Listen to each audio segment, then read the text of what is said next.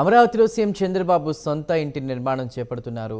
CM సొంత ఇంటి శంకుస్థాపన కార్యక్రమం ఈ రోజు ఉదయం 8 గంటల నుంచి 9 గంటల 30 నిమిషాల మధ్యలో జరగనుంది. సచివాలయం వెనుక హైకోర్టు దగ్గరలో సీఎం చంద్రబాబు సొంత ఇల్లు నిర్మించుకుంటున్నారు. 5 ఎకరాల్లో ఒకవైపు సీఎం నివాసం, మరోవైపు కాన్ఫరెన్స్ హాల్ రానుంది.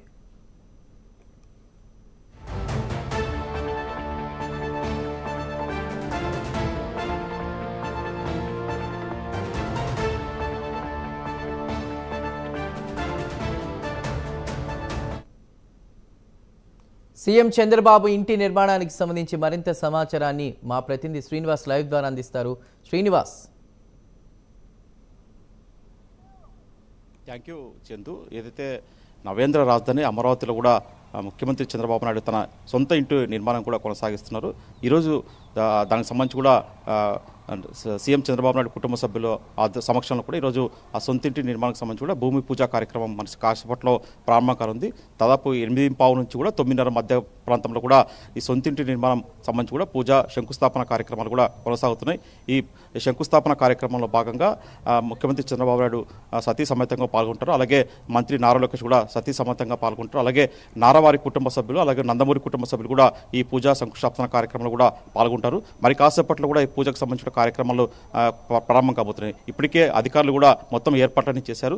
దాదాపు మనం చూస్తున్నప్పుడు ప్రస్తుతం చూస్తుంటే seed capital area, seed core shift capital area ఇదంతా.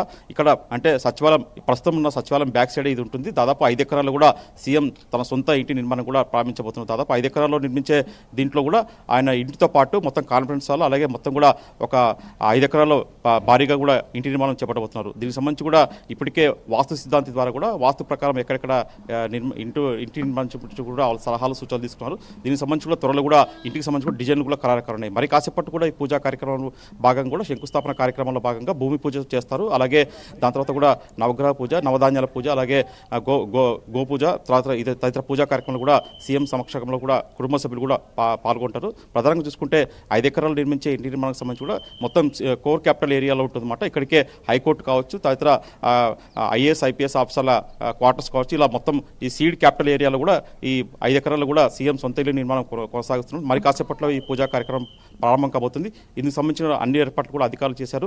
మనం ప్రస్తుతం చూస్తున్న ఈ ఇంటి బ్యాక్ సైడ్ అంటే హైకోర్టుకు సమీపంలో ఇది ఉంటుంది. మొత్తం దాదాపు 5 ఎకరాల స్థలంలో కూడా ఈ ఇంటి నిర్మాణం జరగబోతుంది. అయితే ఈ పూజ ఇంటికి సంబంధించి కూడా ఈ గ్రామస్తులు ఎవరు ఉన్నారో, వెలగపూడి గ్రామస్తులు కూడా సీఎం కుటుంబ సభ్యులు కూడా వాళ్ళు పట్టు వస్త్రాలు కూడా సమర్పించబోతున్నారు.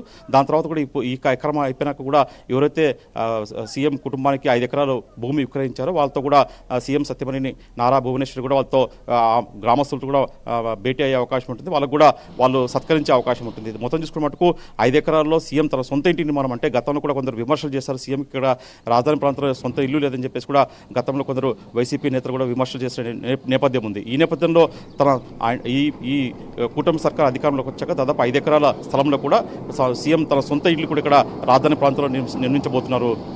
Chandu. Right Srinivas, thank you.